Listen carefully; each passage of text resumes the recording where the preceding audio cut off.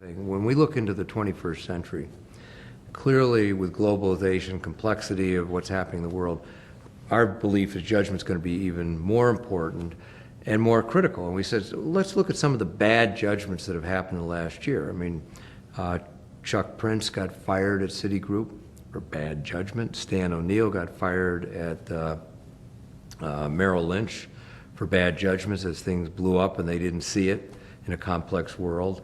And it's a little more complicated than that on some of those that were bad people judgments.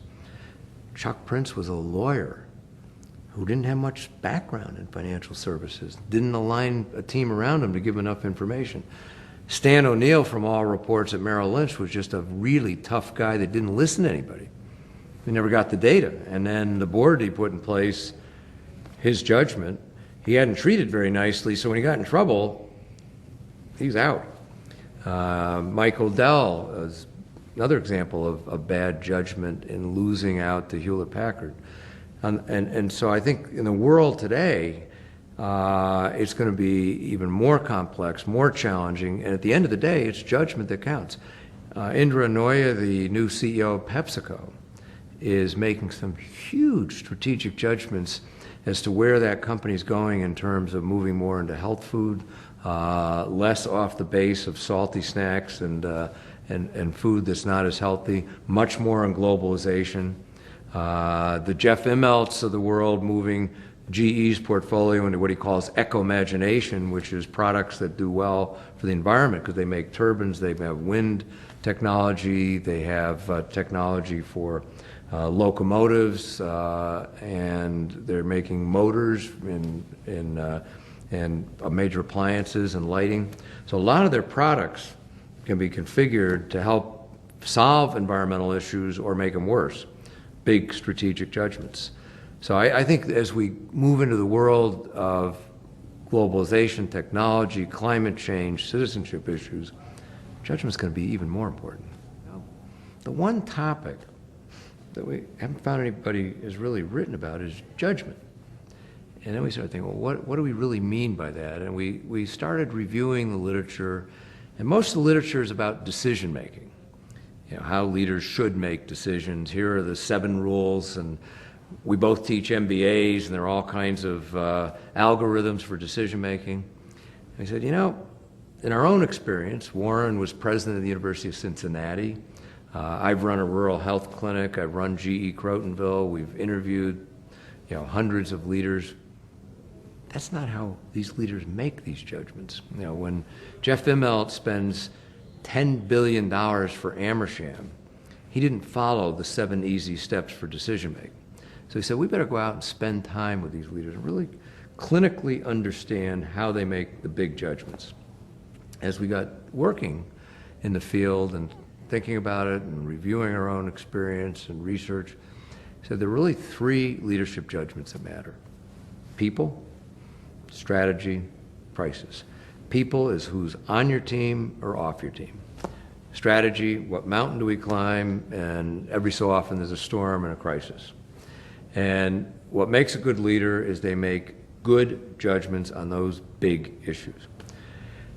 We also found out if you don't get the people judgments right, you're in trouble on getting a strategy, and you get into a crisis, you end up like some of the examples we have in the book, including Jack Nasser at Ford when the Firestone crisis hit, did not have an aligned, supportive team around him, ended up organizing a coup d'etat, got him thrown out, lost his job.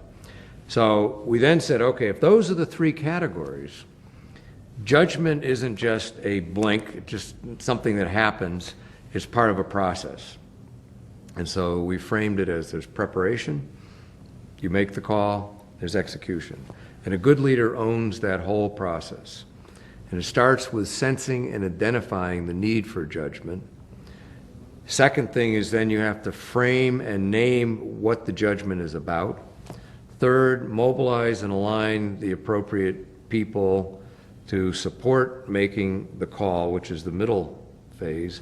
And then execution is making it happen and also making corrections.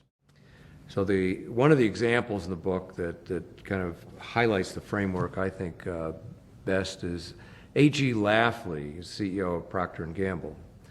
When he took over, the previous CEO had lasted 17 months. Stock was going down 30%.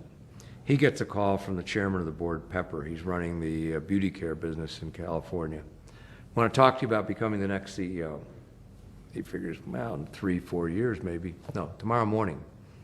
You fly back to Cincinnati, you're the next CEO tomorrow morning. He takes over and he says, the first 100 days were one heck of a confidence builder. The stock keeps going down another 30%. One of their biggest businesses is diapers. $8 billion plus business in Procter & Gamble. That business is heading south. He frames that and names it as, I don't need to go coach that team. I don't need to hire them consultants. I don't have the right leader. So he framed it as a leadership issue, and I need to find the right leader. And he and one other executive said, here's the right person, Deb Henretta, late 30s, female marketing executive who's going to run a business dominated by engineers who could get every penny out of every diaper, every penny out of every machine. And so he announces it at the morning meeting, and he said by 3 o'clock the revolution was on. Every vice chairman was in his office yelling, every president, how could you do this? You're going to destroy the company, the business. And he had made a mistake. He had missed the third step in preparation, mobilize and align key stakeholders. He jumped ahead to the call. So we came up with something called a redo loop, like in programming. You made a mistake, you go back, and the redo loop, and he said, okay, I want my top team sitting around the table tomorrow morning. I want each of you to come in with your candidates. And one at a time, give me the case, maybe we missed something. And he spent 2 hours. At the end, he said, you know, Oscar, that was a good idea, but here's why I think Deb's a better choice. And Noel, here's view on that. And at the end, he said, we're going to go ahead with Deb. And then he didn't walk away from her. He didn't say, good luck, Deb. Hope you can turn that business around. It would have taken, I don't know, a month or so for the good old boys to kill her. I mean, he had to stay with her in the execution and support her in getting rid of most of that team and make sure that the execution happened.